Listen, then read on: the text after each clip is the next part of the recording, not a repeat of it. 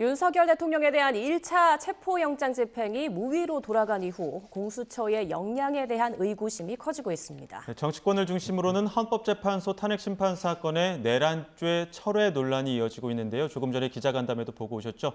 김광삼 변호사, 김성수 변호사와 함께 이 부분까지 하나하나 짚어보도록 하겠습니다. 어서 오십시오. 안녕하십니까. 네, 안녕하세요. 네.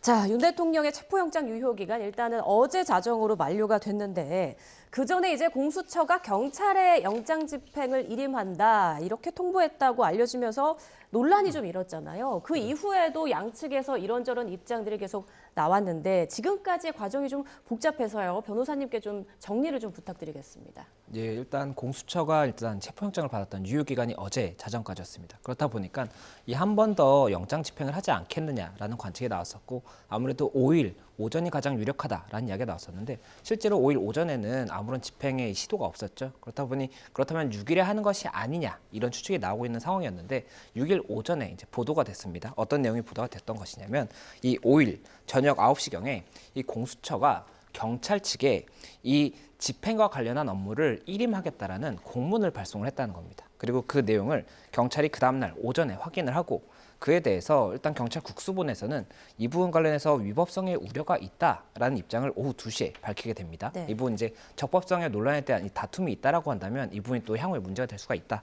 이런 입장을 밝혔던 것으로 보이는데 그렇게 밝힌 이후에 이제 오후 3시 42분경에 공수처에서 이 체포영장 일임에 대한 그 입장을 조금 이제 선회하는 그런 모습을 보이다 보니까는 이에 대해서 여러 가지 의견이 나오고 있는 상황이고 또 이후에 지금 현재 체포영장 기간이 이제 만료가 되었기 때문에 다시 한번 오후 6시 45분에 체포영장 기한 연장을 위한 체포영장 재청구를 했다는 소식이 알려지면서 이제 이 향후에 어떻게 진행될지가 새롭게 기출을 주목받고 있는 상황입니다.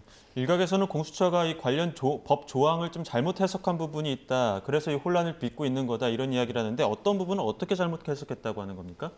일단 중요한 것은요. 지금 현행법에 의하면 공수처가 경찰이 영장 집행을 지휘할 수 있는 권한이 전혀 없어요. 예. 그런데 이제 공수처에서는 일단 공수처 검사랄지 이제 수사관 그리고 처장, 차장은 이제 공수처법을 좀 숙지를 해야 하는데 이제 그 부분이 좀 미숙했다 이렇게 봅니다.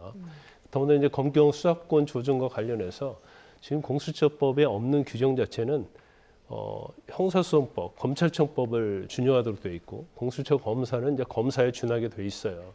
그러면 공수처법에도 보면 수사랄지 재판에 관해서는 사법경찰관은 지휘할 수 없다는 규정이 분명히 있습니다. 그리고 이제 가장 치명적인 오류가 뭐였냐면 체포영장을 발부한 주체는 공수처 검사단 말이에요. 근데 이거 자체를 포괄적으로 경찰 보고 집행을 하고 일임할 수가 없어요. 단지 공수처법에 보면 영장을 집행할 때 경찰의 도움을 요청할 수 있죠. 그런데 마치 우리는 영장을 발부받았으니까 이건 뭐 경찰이 알아서 지휘해 이런 취지로 일임했다는 것처럼 들릴 수 있단 말이에요. 그 경찰 자체에서 이걸 검토를 해보니까 검경 수사권 조정이랄지 여러 가지 검찰청법, 형사소송법, 그다음에 경찰 수사 준칙이 있거든요. 이걸 보니까 경찰이 이걸 집행할 수 있는 권한이 전혀 없고 공수처에서 지휘할 수 있는 권한이 전혀 없는 거예요.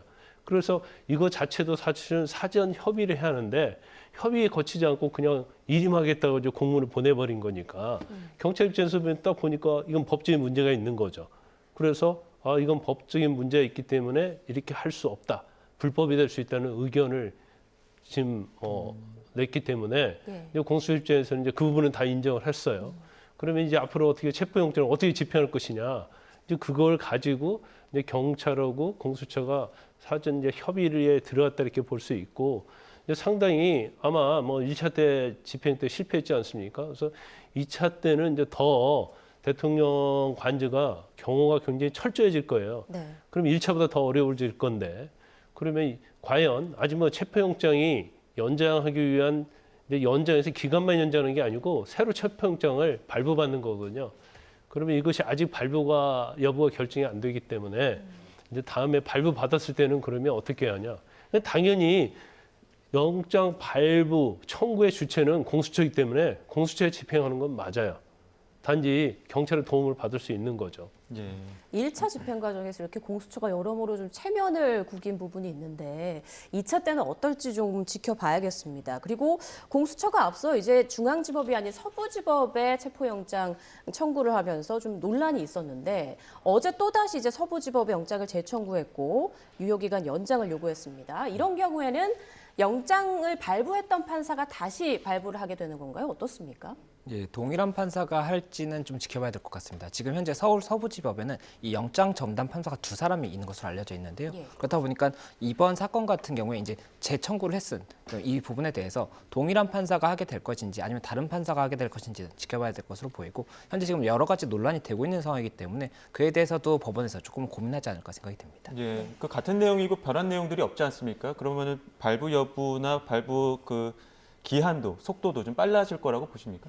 예, 아무래도 같은 내용이기 때문에 발부 가능성이 높다라는 관측이 나오는 것으로 보이고 그렇다라고 한다면 이미 검토가 한번 이루어진 사건이기 때문에 그 부분에 대해서는 발부 시간 자체는 굉장히 빠르지 않을까 생각이 됩니다. 예. 네, 조금 전 이제 헌법재판소에서 관련 입장이 좀 나왔는데요. 속보로 전해드리겠습니다. 어제 검찰, 경찰 등의 수사 기록 송부를 촉탁했다라는 내용이 있고요. 대통령 측에서 1월 6일자 어제자로 추가 의견서를 제출했다는 내용도 있었습니다. 예. 자, 그리고 헌재 결정으로 새로운 분쟁이 주권자의 뜻은 아닐 것이다. 그리고 법률과 양심에 따라서 심판할 것이며 국민만 바라고 가겠다. 이런 언급도 지금 헌재에서 밝힌 걸로 전해졌습니다.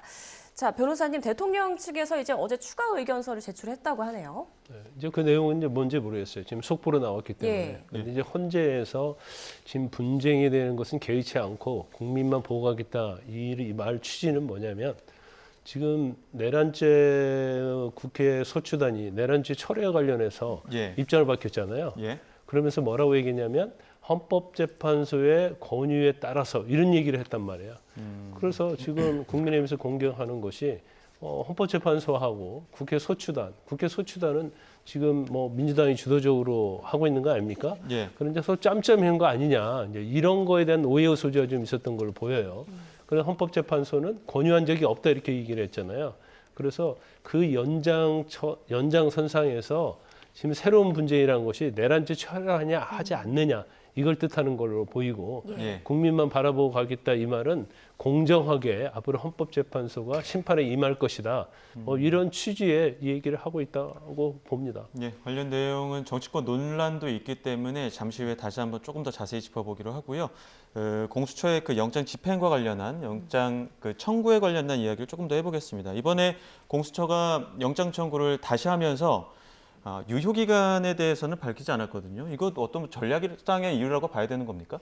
예, 아무래도 전략상의 이유라고 볼 수가 있을 것 같습니다. 이게 저희가 유효기간이 7일이라는 걸 알고 있었고 이 기한의 종료 시점을 알고 있었지 않습니까? 그렇다 지난번에는요? 보니까 예. 아무래도 언제쯤에 집행이 들어갈 것이다. 이렇게 좀 추측을 할 수가 있는 부분이 있었거든요. 그런데 이번 같은 경우에는 이 기한을 이제 정확하게 알려주지 않음으로써 언제 이 집행이 이루어질지에 대해서 조금은 예상이 불가능하게 함으로써 예. 이 지지자들이 결집한다든지 아니면 이 경호처의 이런 방비가 조금 더 높아지는 그런 부분에 대해서 전략적으로는 또 최대한 이런 정보를 알려주지 않는 그런 부분을 이제 생각한 것이 아닌가 생각이 되고 또 하나가 이 수사의 밀행성이 있습니다. 이런 체포영장이라든지 이런 부분도 수사의 과정에 뭐 해당한다라고 한다면 밀행성이 있어야 되는 것인데 이런 부분들이 다 이제 보도가 되다 보니까 이런 부분에 대한 문제도 있다라고 생각을 해서 아무래도 이번 영장 기간에 대해서는 명확하게 밝히지 않는 것으로 생각이 됩니다. 예. 네. 자, 조금 전 속보가 또 하나 들어와서 전해드리겠습니다. 검찰에서 밝힌 내용인데요. 정치자금법 위반 혐의를 받는 건진법사에 대해서 구속영장을 다시 청구했다라는 내용이 조금 전 들어왔습니다. 윤 대통령 부부와 꽤 가까운 사이로 알려진 건진법사죠. 2018년 지방선거 당시 정당의 후보자 추천과 관련해 불법 정치자금을 받아 정치자금법을 위반한 혐의로 구속영장을 재청구했다는 내용입니다. 예, 한 차례 구속영장이 기각된 바 있었는데요. 추가 수사를 진행해서 1차 구속영장 기각 사유를 보완했고 또 증거인멸과 도주 우려 등 구속 사유에 관한 사실관계가 추가로 확인됐기 때문에 구속영장을 재청구하게 이뤘다. 이렇게 재청구 배경을 밝혔습니다. 관련된 내용은 추가 소식 들어오면 다시 한번 정리해서 전해드리겠습니다. 네. 자, 대통령에 대한 첫 번째 체포영장이 이제 발부되기까지 청구뒤에 한 30시간 정도가 걸렸는데 이번에는 어느 정도로 좀 예상해 볼 수 있을까요? 일단 이제 체포영장을 발부 여부에 대해서 한번 봐야겠죠. 예. 그런데 체포영장 자체가 다시 재청구한 이유가 지금 피의자인 이제 윤석열 대통령이 거부를 했기 때문에 재청구된 거잖아요. 그래서 아마 뭐 발부되는 데는 뭐 별 문제가 없을 것이다 이렇게 봅니다. 그런데 두 번째 이제 이번에 2차 집행 들어가는 거 아니겠어요? 근데 2차 집행 자체는 1차 집행에 비해서는 훨씬 더 어려워질 거라고 봅니다. 지난번 들어갈 때는 관저 문까지는 열렸단 말이에요. 예. 그런데 일단 차로 방어벽이 설치되어 있잖아요. 지금 언론 보도에 의하면 이 방어벽이 사중으로 쳐져 있다는 거 아닙니까? 예. 또 그 일부에는 또 철조망이 돼 있는 거고요. 아마 대통령실 입장에서는 지난번 1차 때를 거울 삼아서 좀 더 철통같이 경호를 했을 가능성이 크다. 그러면 사실 지난 1차 때도 어떻게 보면 경호처 직원들 때문에 인간띠를 형성해가지고 한 200명이 해서 집행을 하지 못했잖아요. 예. 그러면 이번은 좀 더 인원수도 많아질 수도 있고 많아지지 않는다 하더라도 굉장히 철저하게 준비를 했을 것이다 이렇게 봅니다. 예. 그러면 결과적으로 따지면 이제 공수처 자체에서는 가서 영장을 집행할 수 있는 여력이 되지 않아요. 예. 인력적인 측면이나 경험적인 측면에서. 그럼 여기에 이제 경찰이 어떻게 협조하느냐의 문제인데 원래 200명 정도 되면 보통 한 3배 정도 인원이 있어야 하는 걸로 일단 매뉴얼이 되게 많이 돼 있죠. 그래서 어느 정도의 인원을 데리고 가냐가 제일 중요할 거고 두 번째는 이제 의지에 관한 문제죠. 정말 2차 집행 때는 반드시 체포를 하겠다고 결정을 했으면 이걸 아마 플랜 A, B, C로 나눠야 할 거예요. 지난번에는 공수처에서는 그냥 체포영장 가지고 가면 순수에 응할 줄 알았다 이렇게 공수처에서는 그렇게 얘기를 하고 있잖아요. 근데 언론이랄지 우리 패널도 나와서 어려울 것이라고 얘기했는데 공수처만 예측을 못한 겁니다. 플랜 A는 지금 저렇게 버스가 사중으로 돼 있으면 저걸 돌파를 해야지 대통령이 가까이 갈 거 아닙니까? 그럼 그 다음에 버스, 그 다음에 그 다음에 인간띠 이거에 대해서 플랜이 짜져 있었고 거기에 대한 대비가 이미 돼 있지 않으면 2차 집행도 좀 실패할 확률이 크다 이렇게 볼 수 있고 예. 또 하나 2차 집행에 장애가 하나 더 있을 수 있죠. 지금 국민의힘 의원들이 또 저 시간대에 또 관저로 모일 가능성이 크다. 예. 그게 만약에 지난번에 한 40-40명이었는데 이게 한 50명이 또 여기에 또 대통령 경호에 가담을 하게 되면 이제 집행은 더 어려워질 수 있어요. 그래서 이제 그 부분에 대해서 아마 공수처하고 경찰이 사전 협의를 하고 이제 플랜을 짜고 있을 것이다 이렇게 봅니다. 예. 근데 1차 집행 때는 그래도 그나마 문이라도 열고 들어갔었는데 지금은 아예 뭐 그 외곽으로도 좀 보시는 것처럼 철조망까지 설치를 하다 보니까 거기다 또 박종준 대통령 경호처장 직접 카메라 앞에 서기도 하지 않았습니까? 끝까지 싸우겠다, 끝까지 맞겠다. 이러한 이례적인 반응들은 어떻게 봐야 되는 겁니까? 예, 아무래도 지금 경호처에서는 이 행위 자체가 적법한 공무 집행이다라고 주장을 하고 있는 것이고 이제 또 이 공수처라든지 경찰에서는 이 영장 집행이 적법하다라고 주장을 하고 있기 때문에 이 법리적인 해석이 다툼이 있는 상황이고 이러한 상황에서 뭐 일방이 물리력을 더 강하게 행사하는 그런 부분에 대해서는 서로 다 부담이 될 수밖에 없습니다. 그리고 예. 또 국가 기관 간에 이 물리적 행사가 문제가 되는 부분이 있을 수도 있는데다가 만약 그 과정에서 누군가 큰 부상이라도 입게 된다면 그것도 또 별도의 새로운 사실관계가 될 수가 있는 것이거든요. 그렇다 보니까 아무래도 신중할 수밖에 없는 상황이고 또 이 체포영장의 집행 과정에서 지난번과 다르게 이번에 만약에 이 김 변호사님께서 말씀을 주신 것처럼 국회의원들까지도 거기에 참여한다라고 한다면 경찰이나 뭐 공수처에서 이 집행을 위해서 국회의원들에 대한 물리력 행사는 더욱더 부담을 가질 수밖에 없기 때문에 그런 것까지도 여러 가지 변수가 있어서 이번에 체포영장이 발부가 된다고 하더라도 실제 집행에 나아갈 수가 있을지 그리고 나아간다고 했을 때 실제 집행이 가능할지에 대해서는 정말 여러 변수가 있는 것 같습니다. 네. 자, 이런 가운데 박종준 경호처장은 오늘 경찰의 2차 소환 요구에도 불응했습니다. 네, 박 처장은 공수처의 체포영장 집행을 방해한 혐의를 받고 있고 내란 혐의로도 고발된 상태인데요. 영상 한번 보시겠습니다. 네, 대통령 호위무사를 자처하며 경찰 소환에 불응하고 있는 박 처장, 경찰대를 수석 졸업하고 또 경찰청 차장까지 지낸 인물입니다. 박근혜 정부 때는 대통령실 경호실 차장으로 일했었고요. 한때 정치의 뜻을 두기도 했던 걸로 알려져 있습니다. 자, 그럼 대통령 경호처 어떤 성격의 조직이고 어떻게 구성되어 있는지 알아보겠습니다. 네, 하나된 충성, 영원한 명예라는 처훈 아래 대통령과 국가 요인의 절대 안전을 보장하는 임무를 수행합니다. 경호 대상은 대통령과 그 가족, 대통령 당선인과 그 가족, 전직 대통령과 배우자, 대통령 권한대행과 배우자 등입니다. 네, 건국 초기 대통령 경호 업무는 경찰이 맡았습니다. 1949년 2월 창설된 경무대 경찰서가 이승만 전 대통령을 경호했고요. 또 1960년 4.19 혁명 이후에는 서울시경 소속 청와대 경찰관 파견대가 대신했습니다. 지금과 같은 대통령 경호 체제는 1963년 12월 박정희 대통령 취임 직후 마련됐습니다. 대통령 경호실법이 제정됐고 정부 기구로 대통령 경호실이 발족했습니다. 군사정권 시기 경호실장은 나는 새도 떨어뜨린다는 막강한 권력을 휘둘렀지만 1987년 민주화 이후에는 정권에 따라 부침을 겪었습니다. 작은 정부를 지향한 이명박 정부에서는 대통령실 산하 차관급 경호처로 격하했다가 박근혜 정부에서 장관급 경호실로 다시 격상했고요. 국정농단 사건 이후 들어선 문재인 정부에서는 다시 경호처가 됐습니다. 경호실장 또는 처장 자리에는 지금까지 20명이 왔는데요. 군 출신이 13명으로 가장 많고 경호관 출신 4명, 경찰 출신 3명입니다. 앞선 문재인 정부에서는 경호 업무를 경찰청 산하 대통령 경호국에 맡기는 방안이 검토되기도 했는데요. 이번 체포영장 집행 저지로 또다시 경호처의 역할과 범위 등을 둘러싸고 논란이 점화되고 있습니다. 대통령 경호처에 대해서 자세히 살펴보기 전에 조금 전 들어온 속보 전해드리겠습니다.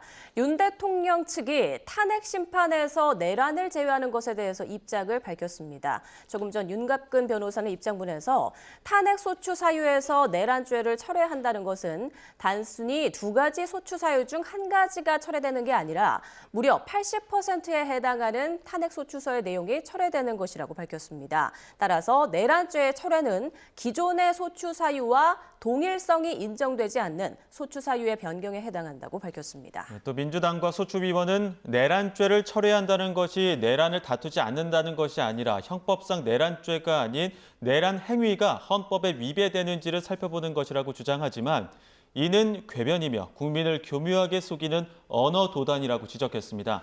그러면서 대통령에 대한 탄핵 소추는 내란죄가 철회되면서 소추 사유의 80%가 철회된 것이므로 마땅히 각하돼야 한다고 강조했습니다. 네, 자, 이 부분은 중요한 내용이기 때문에 변호사님이 좀 설명을 들어봐야 될 것 같은데 대통령 측에서는 내란죄가 철회되면서 소추 사유의 80%가 철회되는 거다, 각하돼야 된다 이런 주장이거든요. 어떠십니까? 일단 우리가 이제 내란죄에서 제일 중요한 것은 헌법과 법률에 위반된 비상계엄이 선포됐다는 거고.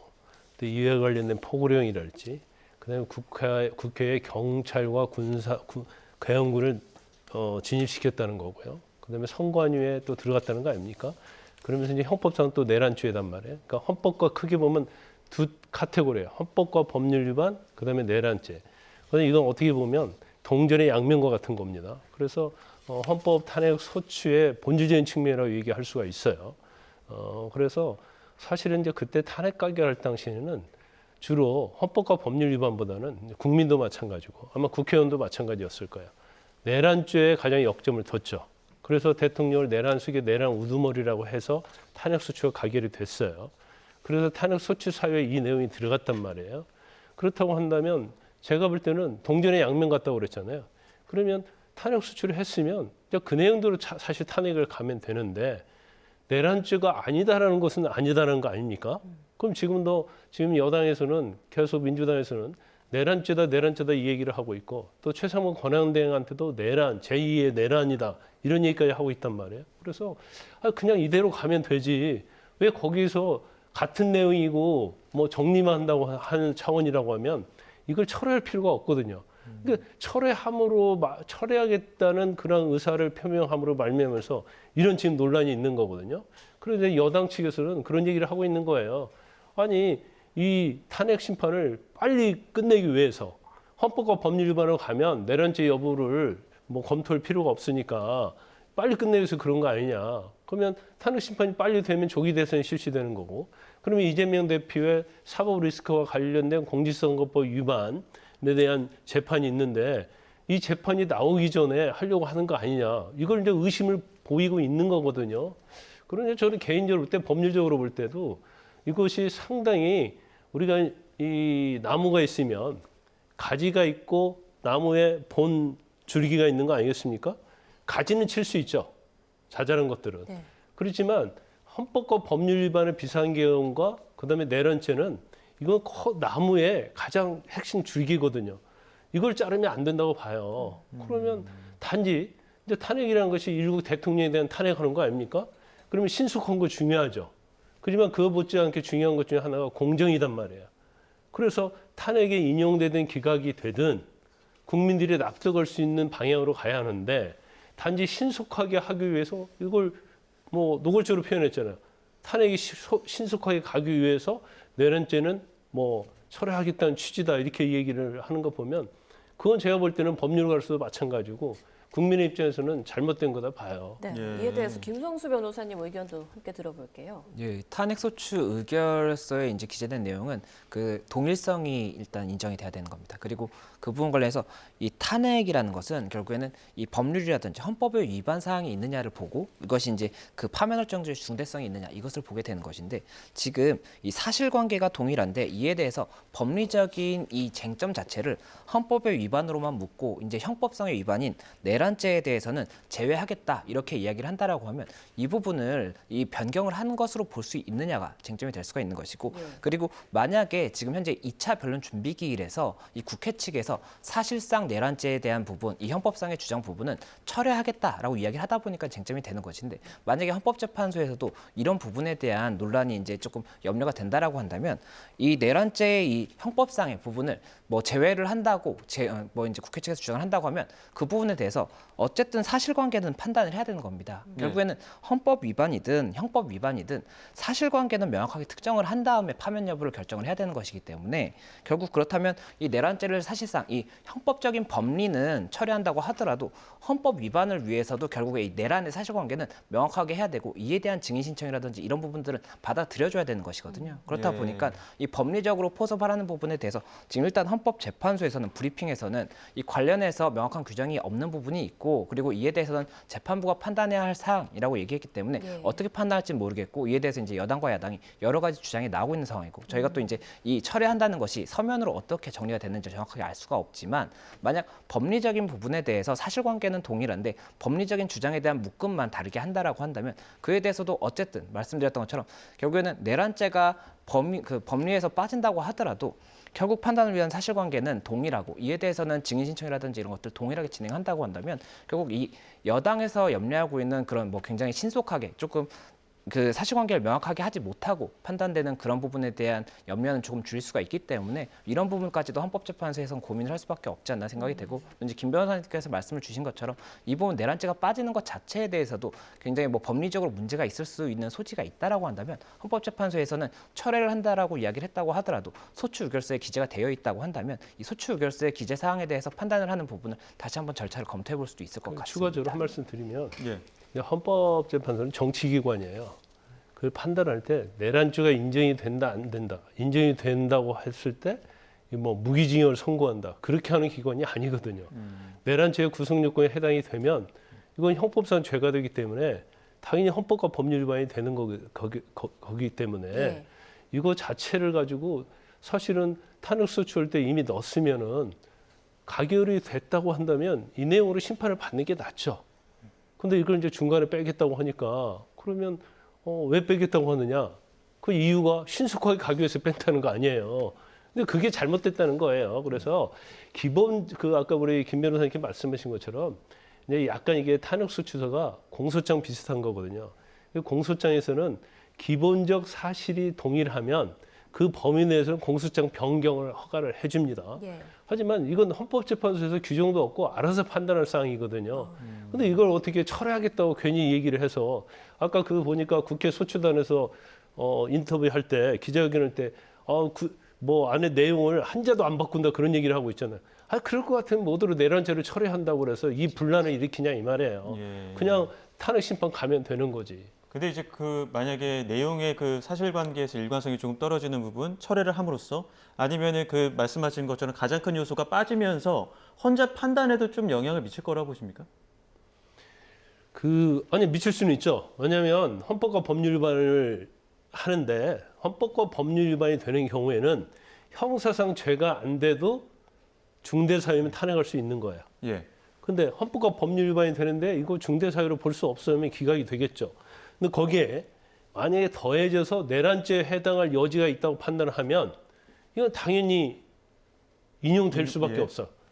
그래서 이게 그렇게 중요하지 않다랄지 헌법과 법률 위반이 있으면 된다 이렇게만 보기에는 어렵다 이 말씀을 드리는 거예요. 예, 그리고 제가 추가로 조금 더 의견을 말씀을 드리면 이 대법원에서 이 그 과거 판례 중에 이 대통령의 이런 정치 행위에 대해서는 고도의 정치적 판단이기 때문에 이분이 뭐 내란이나 외환 이런 중대한 부분이 아니라고 한다면 이에 대해서는 이 사법부의 심사가 조금은 자제되어야 한다는 이런 주장도 있었습니다. 그렇기 때문에 만약에 이 내란이나 외환의 이 판단 자체에 대해서 아예 제외를 한다라고 한다면 이 대통령의 이 고도적 정치 행위에 대한 판단 이 부분에 대한 사법부의 판단에 대한 부분까지도 쟁점이 될 수가 있기 때문에 만약에 사실상 철회를 해서 형법상 내란죄가 성립하는지 여부를 구체적으로 명확하게 판단하지는 않는다고 하더라도 결국에 내란의 정도에 이르렀다라는 부분에 대한 사실관계는 판단을 해야 될 것이기 때문에 결국 철회를 한다라고 하더라도 그 부분 실익이 없다라고 한다면 국회 측에서 이 철회를 하는 것 자체에 대해서도 고민은 해봐야 되는 것이 아닌가 생각합니다. 자, 국회 측이 이제 형법상 내란죄를 탄핵 심판 쟁점에서 빼겠다고 밝힌 이후 정치권에서도 계속 공방이 이어지고 있는데요. 관련 발언 듣고 오겠습니다. 탄핵 사유에서 내란을 빼? 누구 마음대로 그걸 뺍니까? 절차를 일장수 마음대로 허술하게 해서는 안 되죠. 내란이 이 탄핵의 핵심입니다. 알파이고 오메가죠. 본질이 내란이에요. 근데 본질을 빼버리고 핵심을 빼버리고 무슨 이 탄핵 심판을 한다는 이야기입니까? 가정법원에서 이혼 사유에 폭력을 행사했는데 형사법원에서 폭행죄로 유죄를 받아와라. 니네들 이혼 아직 할 때가 아직 아니다. 말이 안 되지 않습니까? 폭행 사유가 명확하면 가정법원에서 그것이 폭행죄가 되는지에 대한 판단 없이 폭행 사유만으로 이혼이 되는 거죠. 근데 이제 같은 이유입니다. 국민의힘 이렇게 여러 비유들이 계속 거론이 되고 있어요. 근데 이렇게 뭔가 법적 쟁점들이 계속 이어지다 보니까 관련해서 뭔가 명확하게 딱 나오는 게 없다 보니까 좀 답답한 부분이 있는 것 같아요. 이게 약간 이제 국민들 입장에서 보면 예. 이제 법률적으로 이야기는 좀 어려운 부분이에요. 그렇죠. 그래서 내란죄가 탄핵 소추 사유에 들어갔다고 해도 이게 내란죄가 되냐 안 되냐 예. 이걸 갖다가 결정하는 기관이 헌법재판기관이 아니고 또 이걸 사실 지금 뭐 체포영장 집행을 하면서 공수처에서 수사를 하고 있지 않습니까? 그래서 공수처를 할지 또 뭐 공수처에서 기소 못하니까 이제 검찰에 보내서 기소가 될 거예요. 그래서 유죄 판결이 나올 때까지 헌법재판도 탄핵 소추가 또 정지되는 것도 아니에요. 정지시킬 수는 있죠. 중지시킬 수는 있지만 헌법재판이 이거 받아들이지 않을 거거든요. 근데 이제 박범계 의원 말대로 한다 하더라도 사실은 그러면 이럴 필요가 없는 거예요. 구태여 뺄 필요가 없다 이거죠.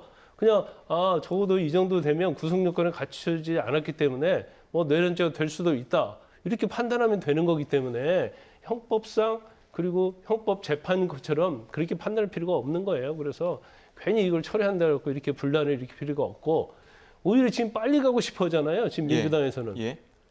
그런데 이런 분란이 있으니까 오히려 헌법심판이 좀 늦게 갈 수 있고 경우에 따라서 헌법재판소가 또 오해받을 수 있는 소지가 생기다 보니까 여러 가지 지금 문제점이 발생하고 있는 거죠. 네, 그에 앞서서 또 논란이 됐던 게 그 민주당, 그러니까 국회 탄핵소추단에서는 헌재에 어떤 권유가 있었다는 듯이 얘기를 했었는데 또 헌재 쪽에서는 그런 권유 한 적이 없다 이렇게 얘기하거든요. 이 내용은 어떻게 보셨습니까? 예, 이 부분도 이제 쟁점이 됐던 것이 2차 준비기일 때 이 진술 중에 이런 내용이 있습니다. 이 국회 측에서 이야기를 했던 것이 헌법에서의 내란 부분에 대해서 이제 철회를 하겠다 이렇게 이야기를 하면서 그것이 재판부에서 이 국회 측에 이 권유하신 내용이라고 이해하고 있습니다. 이런 취지로 이야기를 했고 또 이제 네. 1차 변론 기일대를 보면 이 변론 준비 기일대를 보면 이 정영식 재판관이 이 당시에 이렇게 이야기를 합니다. 지금 형법상의 내란죄 또는 이 개헌법 위반 이런 부분들이 있는데 그런 부분들은 다 헌법 위반으로 포섭을 다시 정리를 하시겠다는 취지십니까? 이렇게 물어보거든요. 그렇다 보니까 이에 대한 해석이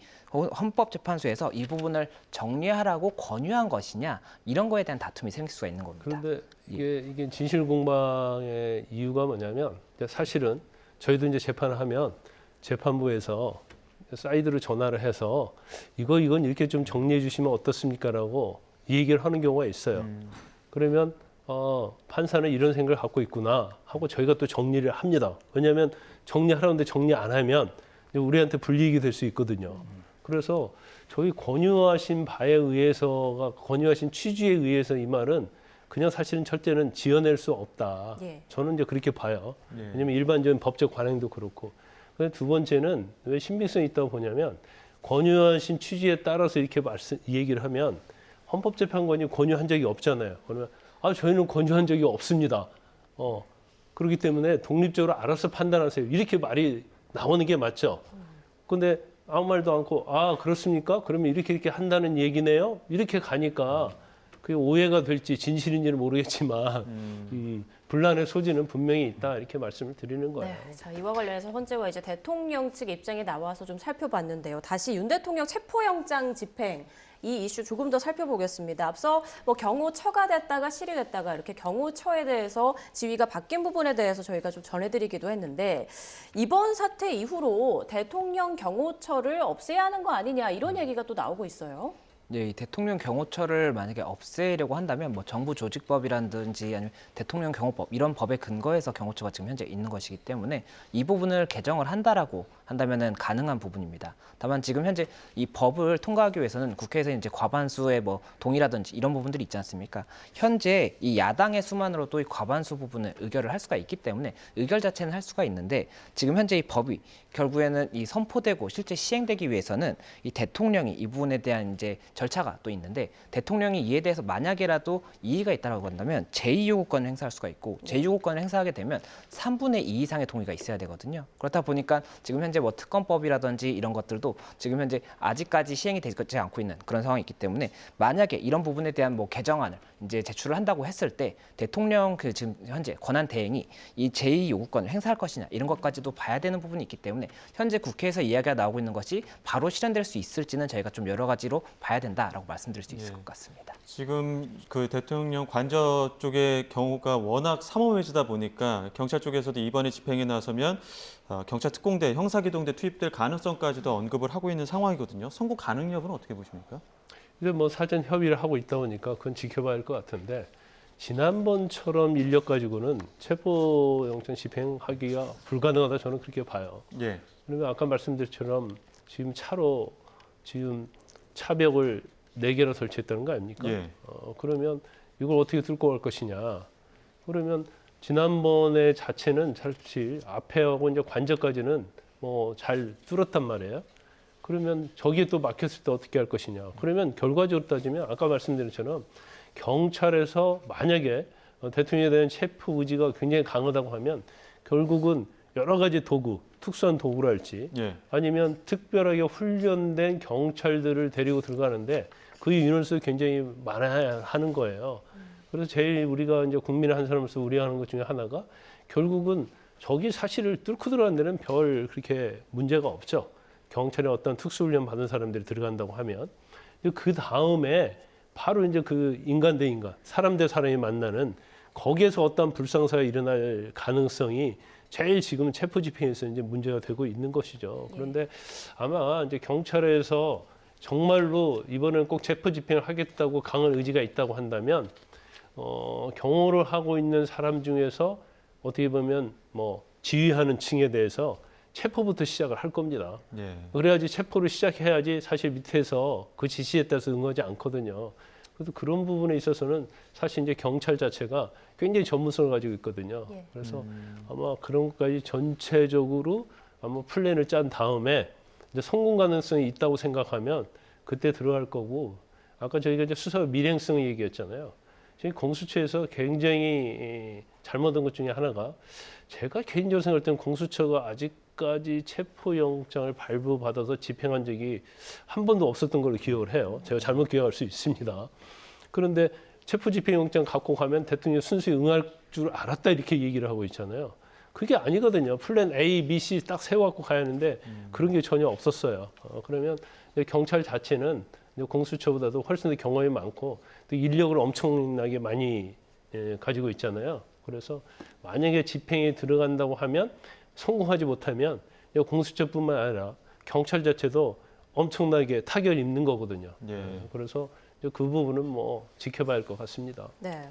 자, 2차 체포 집행 때 또 경호처에서 막으면 현행법으로 체포하겠다 이런 얘기도 나오는데 이게 법적으로 가능한 건가요? 어떻습니까? 네, 형사소송법에 보면 이제 현행범인의 체포 규정이 있고 그 부분 관련해서 이제 만약에 불법한 행위가 있다라고 한다면 누구든지 체포할 수 있다라는 규정이 있습니다. 그렇다 보니까 지금 현재 경찰에서는 이 부분 이제 적법한 집행이라고 이야기를 하고 있기 때문에 적법한 집행을 막는 것 자체가 불법 행위가 될 수가 있고 이 부분에 대해서 현행범 체포를 하겠다라고 이야기를 하는 것입니다. 그런데 지금 현재 공수처와 달리 이제 경호처에서도 이제 본인들의 이 행위 자체가 적법하다라고 이야기를 하고 있기 때문에 그렇다라고 한다면 어느 쪽이 불법인지를 명확하게 알 수 없는 상황에서 체포를 하는 것 자체에 대해서는 사실은 뭐 경찰 측에서도 굉장히 조금 고심이 될 수밖에 없는 부분이기 때문에 실제로 뭐 현행범인 체포라든지 이런 부분들이 가능할지는 봐야 되는 것이고 그리고 이제 김 변호사님께서 말씀을 주신 것처럼 만약에 그런 물리적인 다툼을 최대한 이제 피하기 위해서는 이 대통령 경호처 같은 경우에는 경호법 3조에 따라서 결국 경호처장의 이 지휘 감독을 받게 되거든요. 그렇다 보면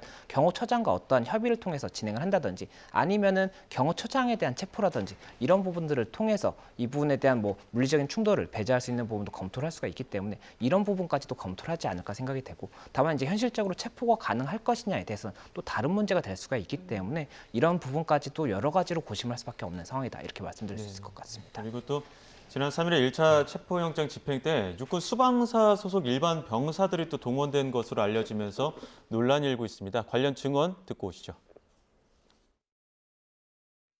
저희 군에서 그 수방사 인원들에 대해서 경찰과 충돌하지 마라고 지시를 내렸고, 근데 만약에 경호처에서 그래도 인간 방패 이렇게 뭐 팔짱 끼고 있는 행동에 투입해라 이렇게 상반된 지시를 내렸을 경우에 그러면 수방사 이 55 경비단 인원들은 누구의 통제를 받게 되는 것인지가 궁금합니다. 일단 그 병력들에 대한 통제의 권한은 경호처에 있습니다.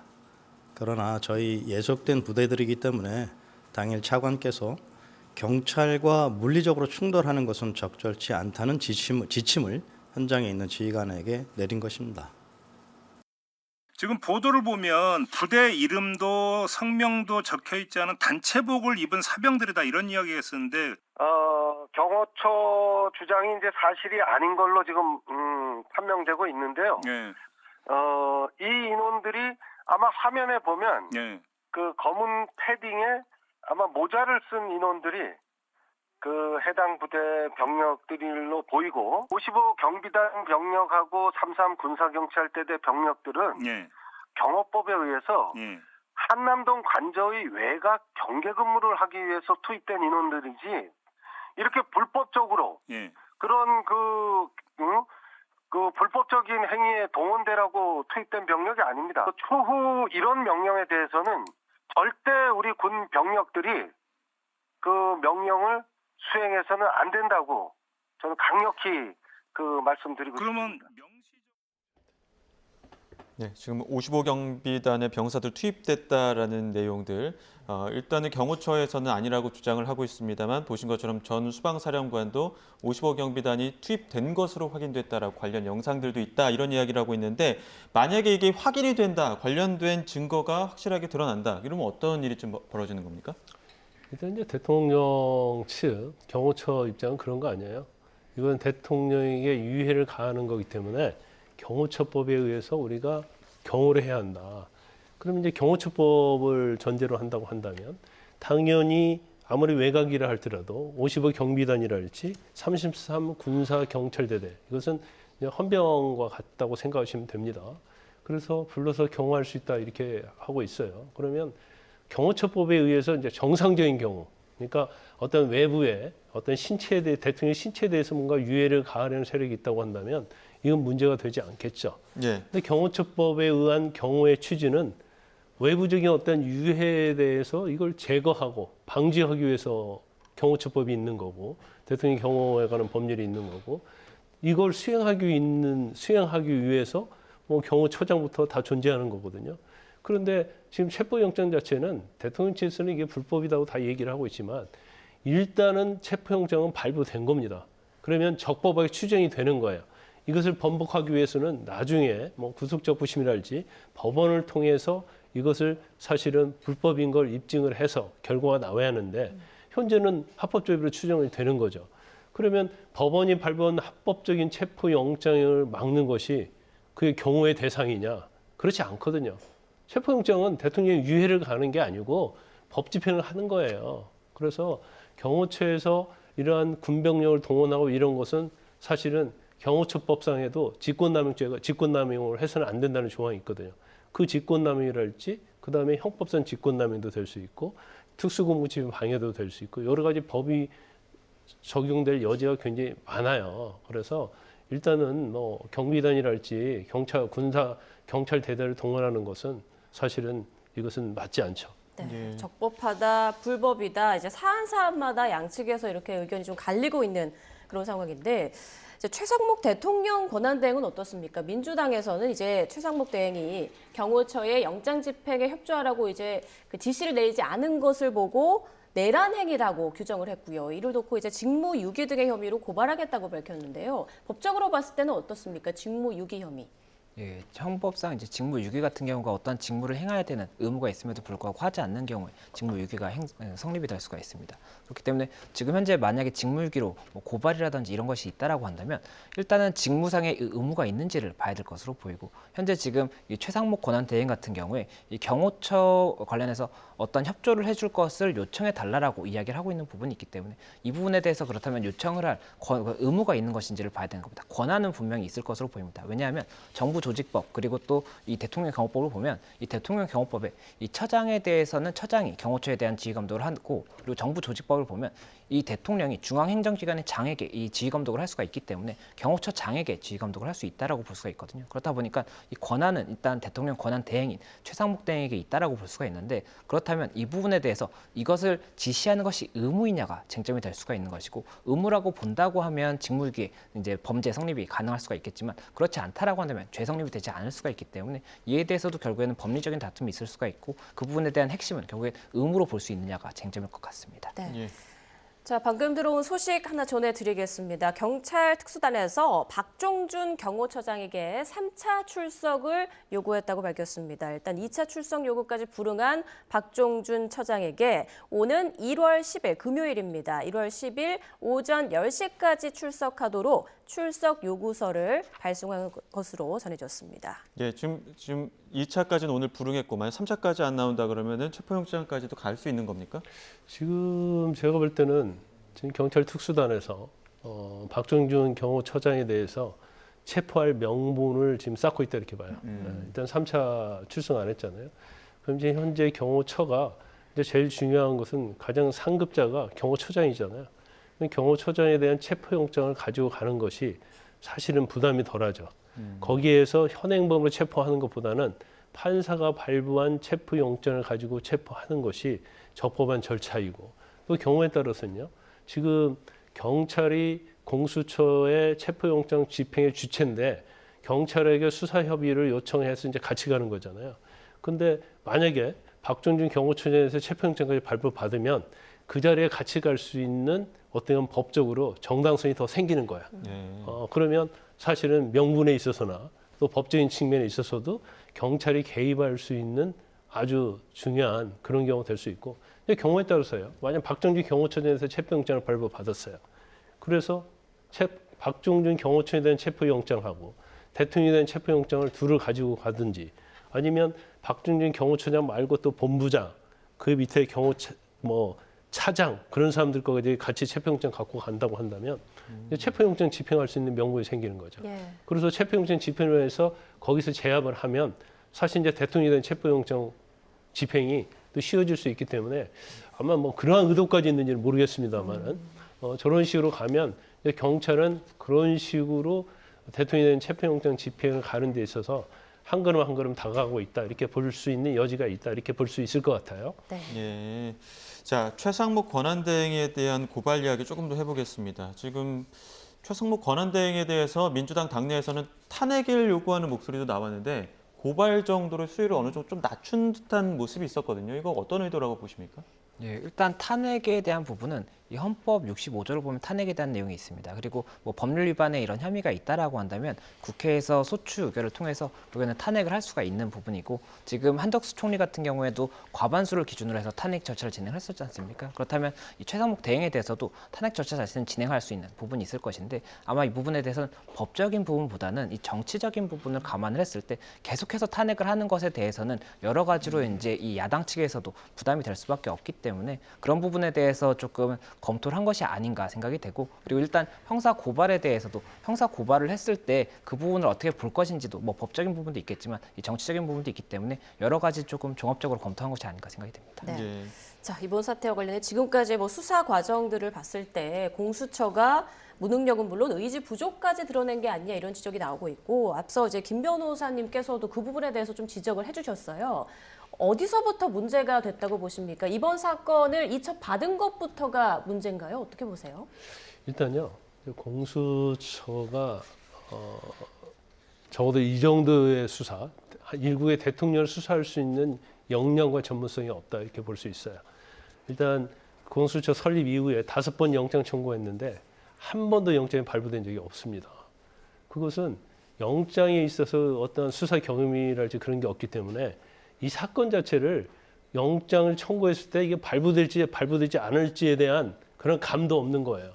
그러니까 한 번도 발부받지 못했고 기소해갖고 유죄 판결 받아본 적이 한 번도 없어요. 그러면 사실 공수처가 뭐 수사 실무 연습하는 기관은 아니잖아요. 예. 그런데도 불구하고 또 제가 볼 때 헌법과 법률이랄지 특히 이제 공수처법이랄지 검찰청법이랄지 형사소송법을 잘 숙지를 했어야 하는데 그걸 잘 숙지 않은 상태에서 그냥 경찰 검찰에게 사건을 이첩하라 한 번도 아니고 뭐 2번씩 보낸 거 아닙니까? 이첩을 받았는데 이건 과부하가 걸린 거예요. 자신들이 할 수 있는 그 정도의 역량이 안 된단 말이에요. 전문성도 없고. 그러다 보니까 받고 나서 굉장히 헤매고 있다 이렇게 볼 수 있고. 근데 체포영장에 대한 청구하고 발부받은 것도 마찬가지죠.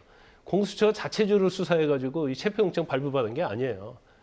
이첩 받은 거 가지고 거기 있는 자료 가지고 거기 있는 증거 가지고 체포영장을 청구하고 발부받은 거지 자신들의 능력으로 이걸 다 입증을 해가지고 발부받은 게 아니거든요. 그러다 보니까 일단 뭐 처음부터 잘못됐다 이렇게 볼 수 있고 그다음에 이제 체포영장도 마찬가지고 이제 수사도 마찬가지잖아요. 대통령에 대해서는 내란죄에 대해서는 사실은 수사할 수 없습니다. 근데 직권남용이라는 죄가 있기 때문에 그걸 연결고리로 해서 내란죄를 이제 수사하겠다는 거잖아요. 그런데 자 좋대요. 수사할 수 있다고 한번 쳐봐요. 그다음에 이걸 자기들이 기소할 권한이 없어요. 예. 그러면 검찰을 송치해야 할 거 아닙니까? 예. 이첩시킨단 말이에요. 검찰에서는 내란죄 기소할 수 없어요. 직권남용죄를 기소할 수 없어요. 예. 내란죄는 기소할 수 없으니까. 이게 완전히 이렇게 기형적인 구조가 돼버린 거예요. 그래서 이첩을 받아도 이걸 소화할 능력도 없고 또 여러 가지 법리 검토도 안 된 상태라서 제가 볼 때는 뭐 이런 상황에서 이제까지 공수처가 워낙 비판을 많이 받았으니까 이걸로 한번 기사회생을 해보겠다고 했는데 결과적으로 역량을 따라가지 못한 거죠.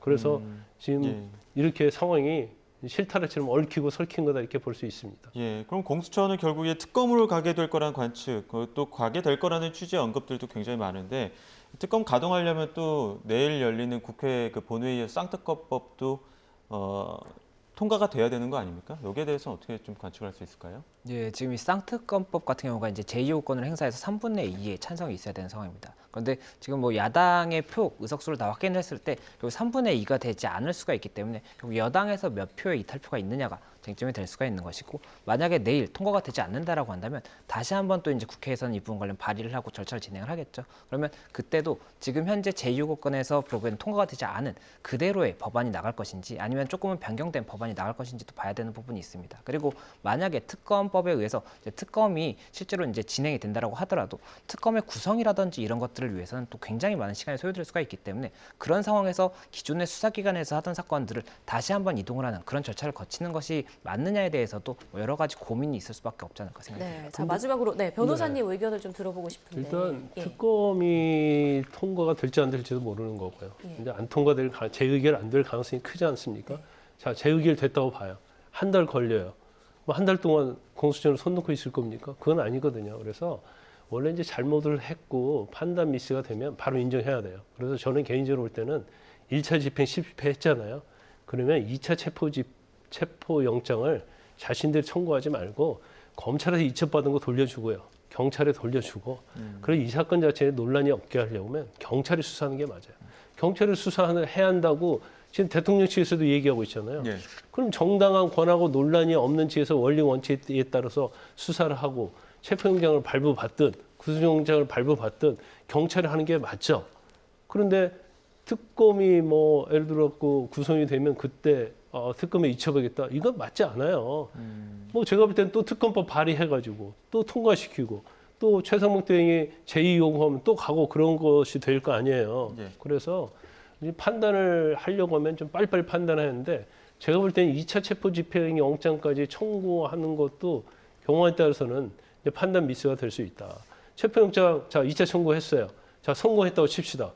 대통령 신병 확보해서 조사해요. 예. 그 과정부터 불법 수사라고 계속 공격받을 거예요. 그래서 이걸 원리와 원칙에서 종국적으로 해결을 해야 하는데 체포에 또 여기 연연하다가 또 여러 가지 뭐 시간적인 측면이랄지 아니면 수사의 정당성에 있어서 굉장히 많은 문제점이 노출될 것이고 또 공수처가 대통령을 신병 확보해서 수사할 수 있는 능력이 있는지 없는지 모르겠어요. 이제까지 하는 걸 보면 그것도 우리가 의구심을 갖고 있거든요. 네, 일단 원리 원칙대로 해야 한다 이런 말씀해 주셨습니다. 지금까지 김광삼 변호사, 김성수 변호사와 함께했습니다. 고맙습니다. 고맙습니다.